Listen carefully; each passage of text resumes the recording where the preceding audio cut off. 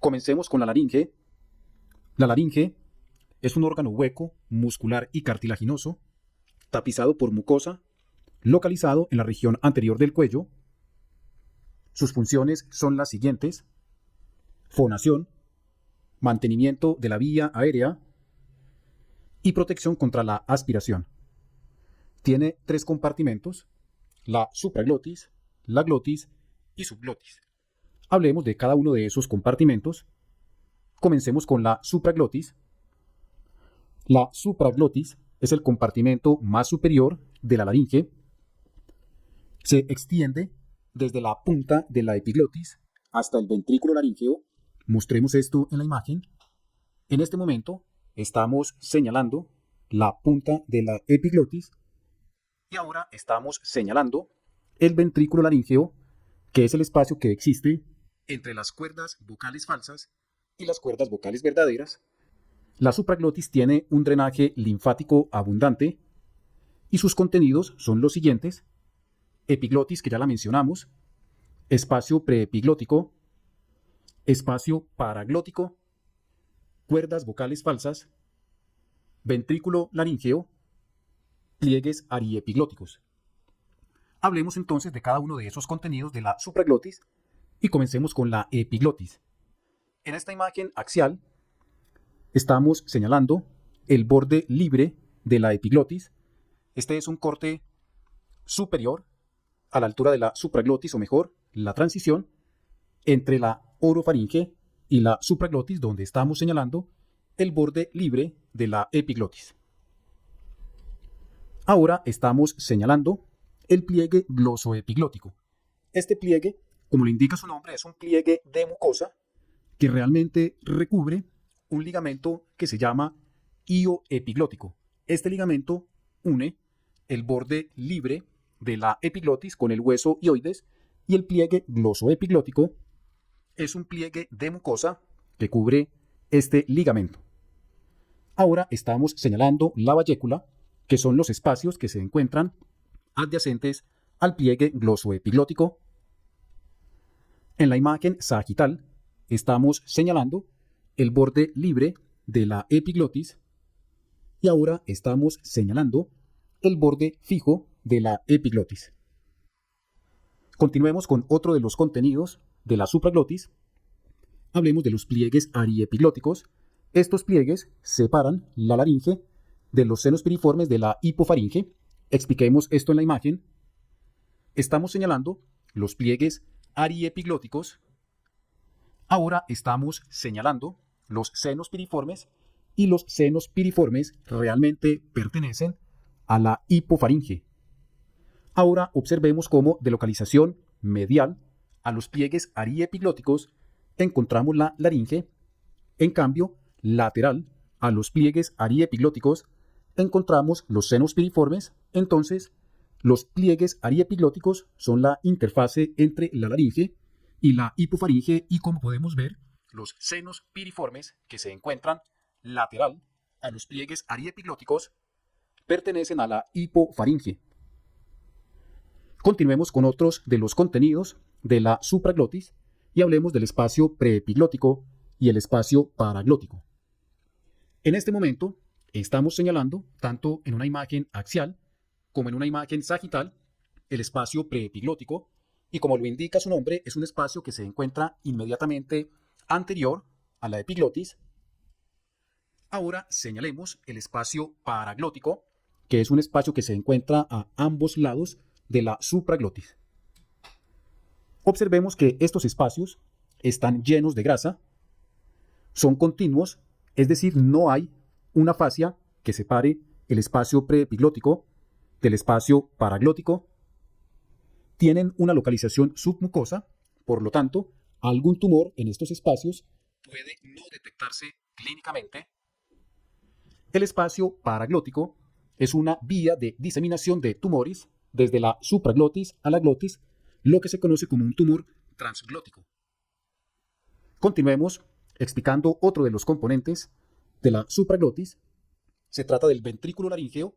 Como ya lo habíamos mencionado inicialmente, es el espacio entre las cuerdas vocales falsas y las cuerdas vocales verdaderas. Expliquemos esto en la imagen y la mejor forma de entender el ventrículo laríngeo es en una imagen en el plano coronal. En este momento estamos señalando las cuerdas vocales falsas, que son, por así decirlo, como unos repliegues de mucosa de la supraglotis. Ahora estamos señalando las cuerdas vocales verdaderas y debo advertir que las cuerdas vocales verdaderas no pertenecen a la supraglotis, realmente pertenecen a la glotis, pero las estoy señalando para que entendamos la ubicación del ventrículo laríngeo. Y ahora estamos señalando el ventrículo laríngeo, que es el espacio entre las cuerdas vocales falsas y las cuerdas vocales verdaderas. Continuemos con otro de los compartimentos de la laringe. Se trata de la glotis, que es el compartimento intermedio. La glotis se extiende desde el ventrículo laríngeo hasta un plano imaginario 1 centímetro por debajo de este nivel. Sus contenidos son cuerdas vocales verdaderas, comisura anterior y comisura posterior.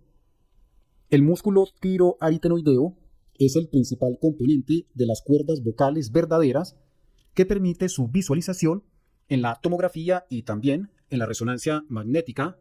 Está inervado por el nervio laríngeo recurrente. Sabemos que estamos en la glotis cuando se ve la articulación cricoaritenoidea. Mostremos estos conceptos en una imagen. En este momento estamos señalando las cuerdas vocales verdaderas.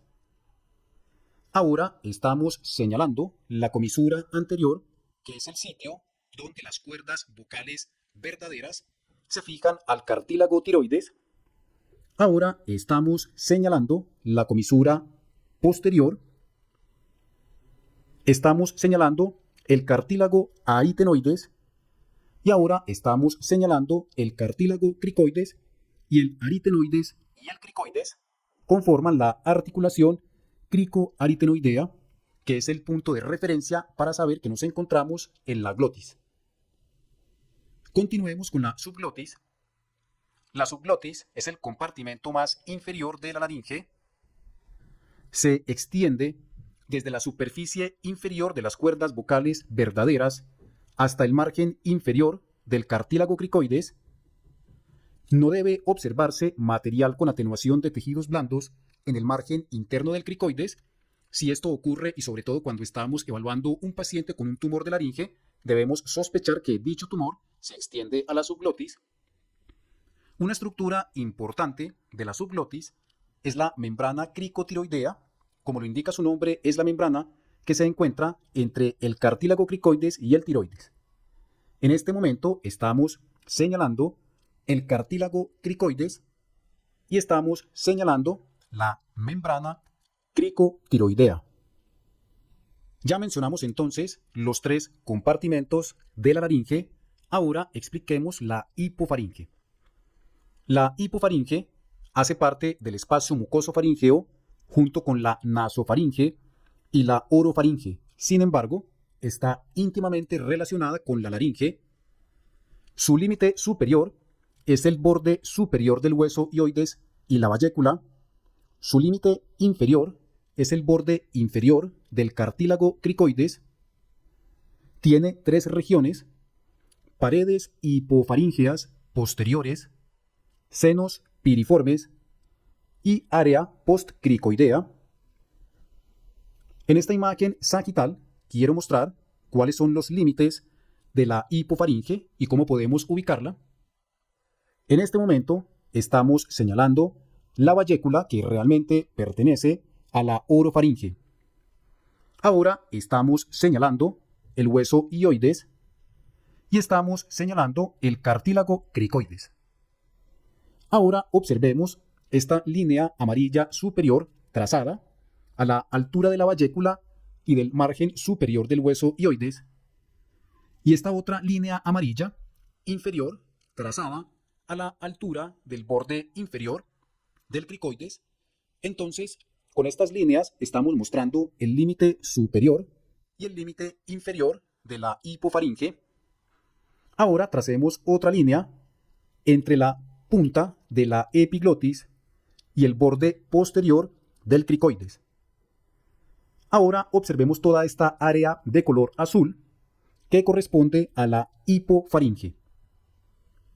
Comencemos a explicar cada una de las regiones de la hipofaringe. Paredes hipofaringeas posteriores son básicamente la continuación inferior de las paredes posteriores de la orofaringe. En este momento estamos señalando las paredes posteriores de la hipofaringe. Continuemos hablando de otra de las áreas o de los componentes de la hipofaringe. Se trata de los senos piriformes que ya mencionamos cuando hablamos de la supraglotis. Los senos piriformes son los recesos anterolaterales de la hipofaringe. En este momento estamos señalando los senos piriformes tanto en la imagen axial como en la imagen coronal.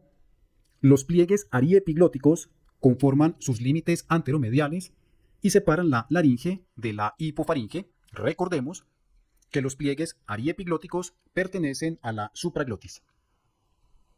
En este momento estamos señalando los pliegues ariepiglóticos tanto en la imagen axial como en la imagen coronal. El ápex de los senos piriformes, es decir, la región más inferior de los senos piriformes, se localiza a la altura de las cuerdas vocales verdaderas. En la imagen podemos ver entonces las cuerdas vocales verdaderas y el ápex del seno piriforme que se localiza a la altura de las cuerdas vocales verdaderas. Continuemos hablando del tercer componente o de la tercera región de la hipofaringe y se trata del área postcricoidea. El área postcricoidea se refiere a las paredes anteriores de la hipofaringe que se encuentran posteriores al cartílago cricoides y de ahí reciben su nombre, área postcricoidea. Es básicamente las paredes anteriores hipofaringeas inmediatamente posteriores al cartílago cricoides. El área postcricoidea se extiende desde las articulaciones cricoaritenoideas hasta el borde inferior del cartílago cricoides. Entonces, mostremos el área postcricoidea en la imagen. Estamos señalando en este momento el cartílago cricoides. Ahora observemos esta línea amarilla, lo que está encerrando o lo que se encuentra dentro de esta línea amarilla es la hipofaringe. Ahora observemos que trazamos una línea negra que representa la luz de la hipofaringe, la cual usualmente no se ve en las imágenes ya que la hipofaringe se encuentra colapsada. Entonces, esta línea negra representa la luz de la hipofaringe. Y ahora observemos esta zona que coloreamos de color anaranjado, corresponde al área postcricoidea y como podemos ver, son las paredes anteriores de la hipofaringe que se encuentran inmediatamente posterior al cartílago cricoides.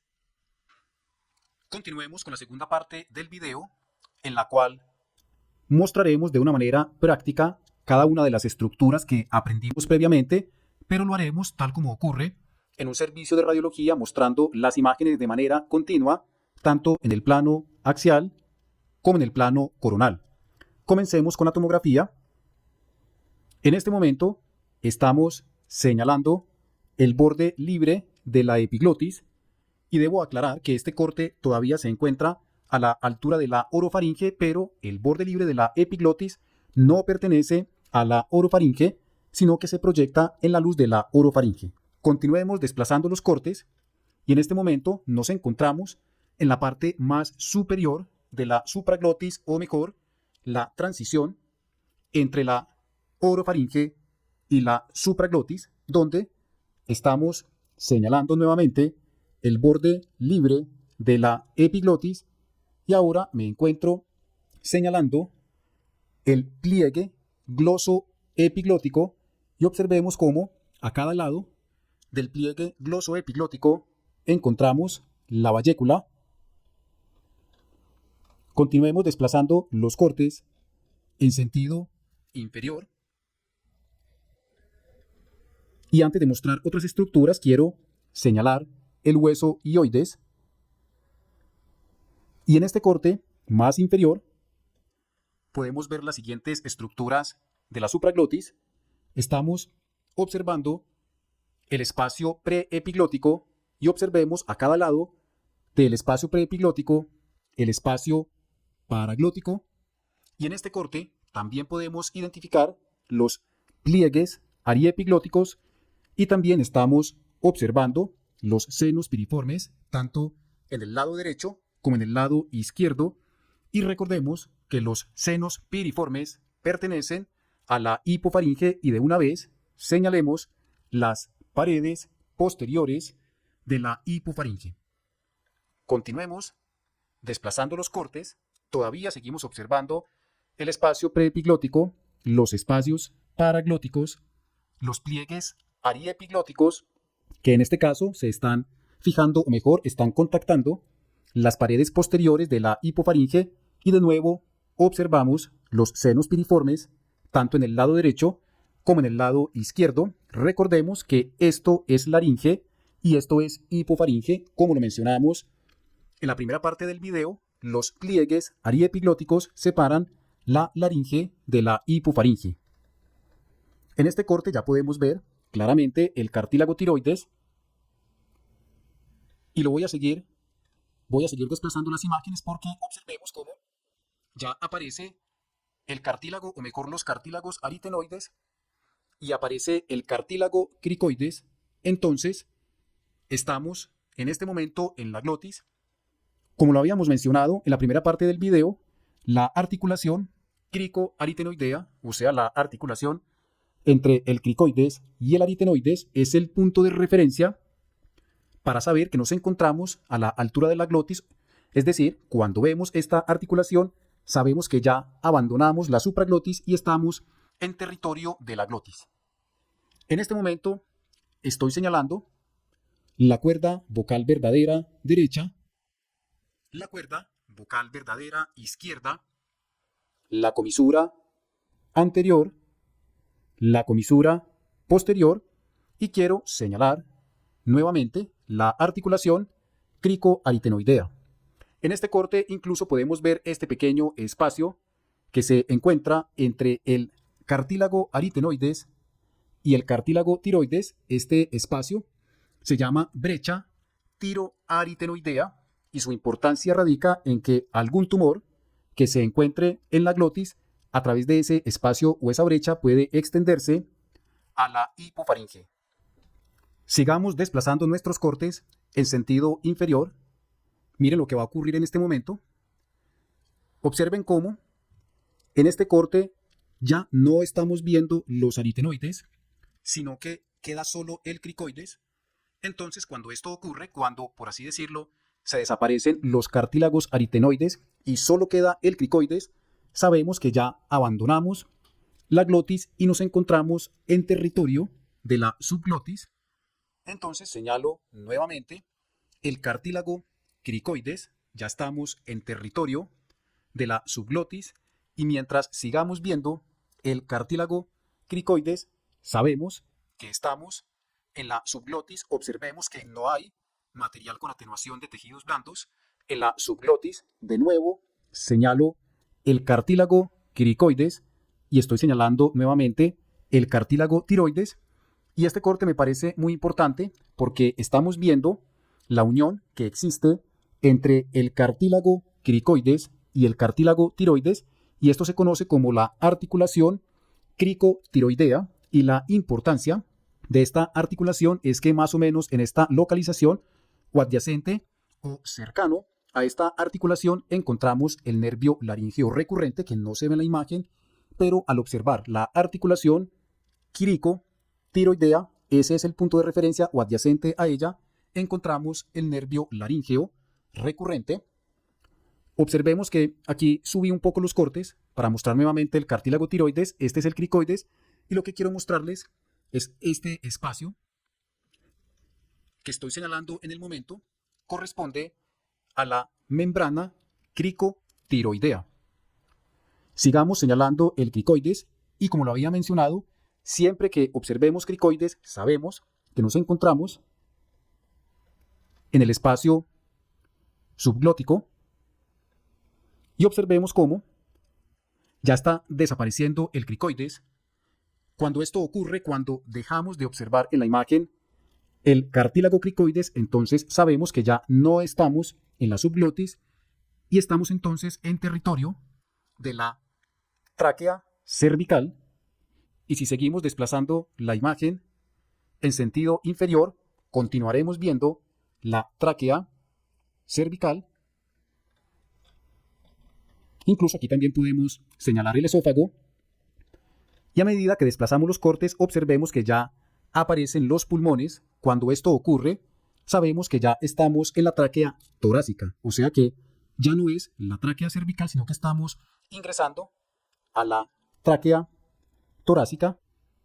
Regresemos nuevamente a estos cortes superiores porque quiero mostrar la hipofaringe. Esto ya lo habíamos mencionado. Pliegues ariepiglóticos de la laringe supraglótica.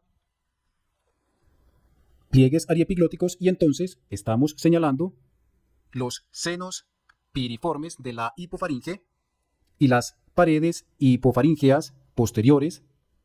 Continuemos desplazando los cortes. Este es el cricoides, entonces, más o menos en esta localización encontraríamos la hipofaringe postcricoidea, que recordemos son las paredes anteriores de la hipofaringe que se encuentran posterior al cartílago cricoides. Desplacemos nuevamente los cortes. Aquí quiero señalar esta estructura y se trata del músculo cricoaritenoideo posterior. Y más o menos por aquí estaría la hipofaringe. Es difícil realmente ver la hipofaringe en estas imágenes, pero recordemos que sus paredes anteriores en esta localización, a la altura del cricoides o posterior al cricoides, corresponden a la hipofaringe, o mejor el área postcricoidea de la hipofaringe.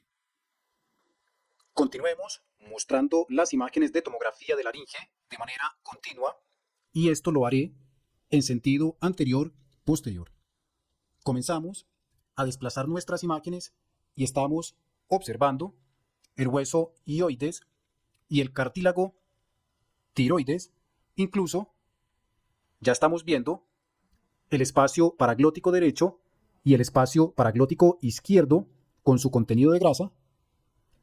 En este corte estamos viendo el cartílago tiroides tanto en el lado izquierdo como en el lado derecho, y para ser más exactos se trata de la lámina del cartílago tiroides. Nuevamente observamos el espacio paraglótico de contenido graso, y quiero detenerme en este corte que es quizás, a mi modo de ver, el más importante en el plano coronal, donde estamos observando las cuerdas vocales falsas.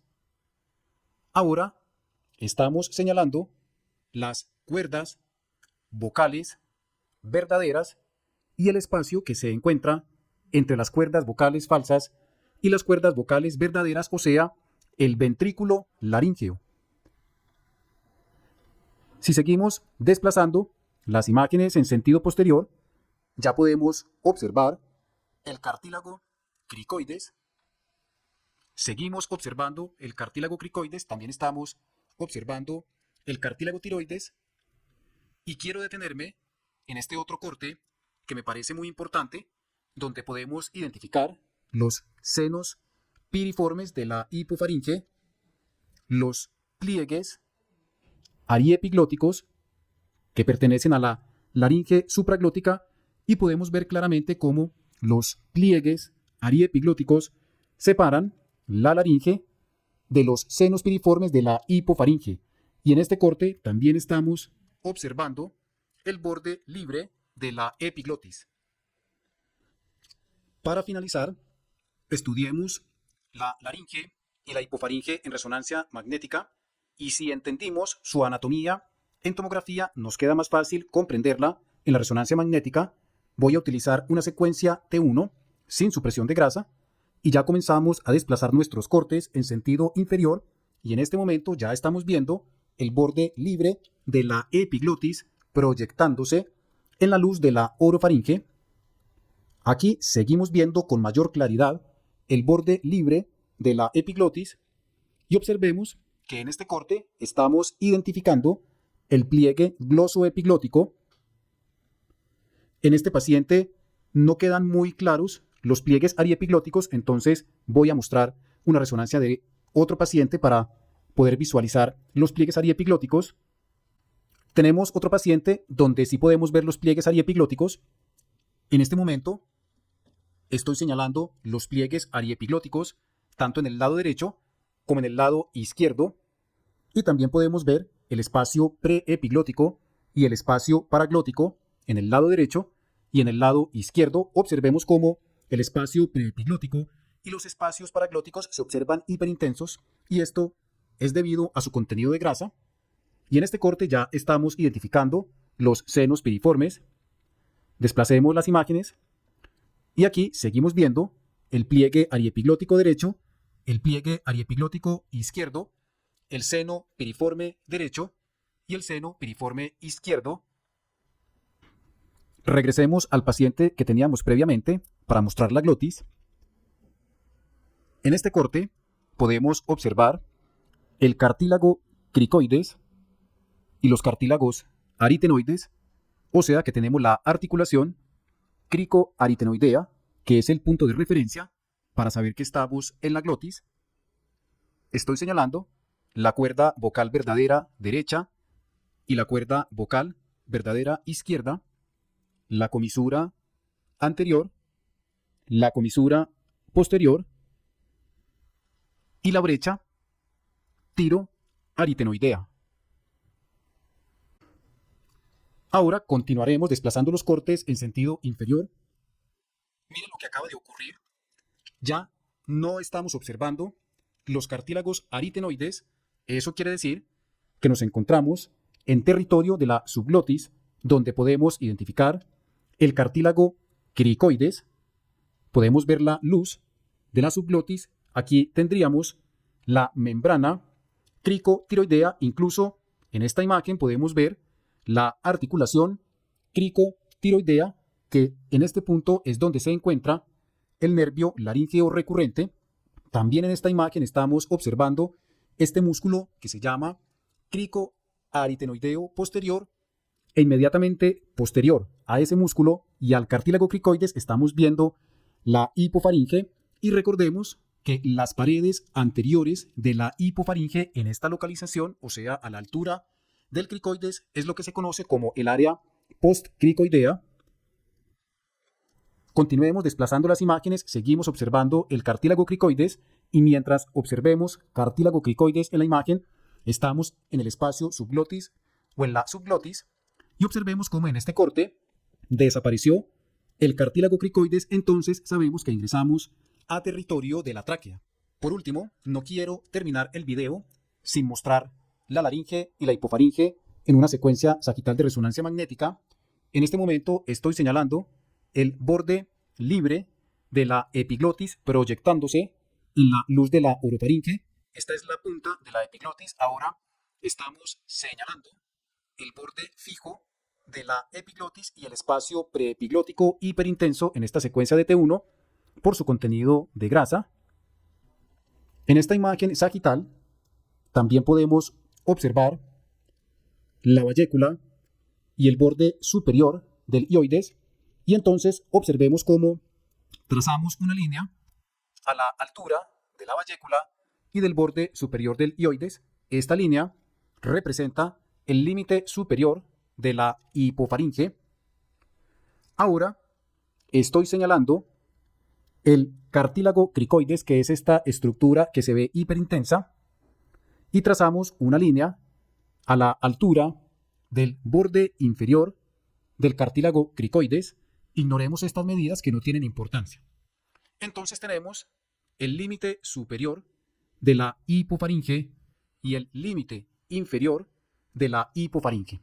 Ahora observemos esta tercera línea anaranjada que trazamos entre la punta de la epiglotis pasando por el borde posterior del cartílago cricoides.